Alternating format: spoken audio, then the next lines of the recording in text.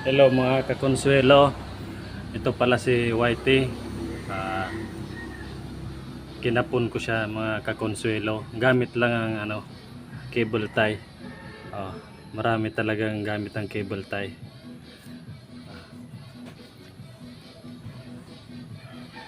Madali lang mga kakonsuelo. Pinasok ko lang tong dulo. Ayan. Ayan kakonsuelo. Tapos pasok mo sa kanyang bayag. Hindi ko alam kung ano sa Tagalog yung kapon, basta yung bayag niya sa Bicol lasag. Ipapasok to, tapos himas-himasin mo lang yung aso, tapos ano mo na siya, higpitan mo na. Talagang wala na yan, wala nang takas yan kakonsuelo. Hindi pa masasaktan ng matindi ang iyong alagang aso, mas mabilis. Tingnan mo yung bayag niya kakonsuelo. Whitey, pakita ano mo, talikod. Whitey.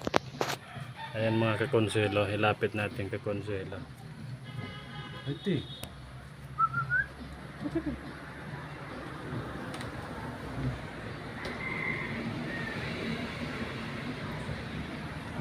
Yan mga kakonsuelo.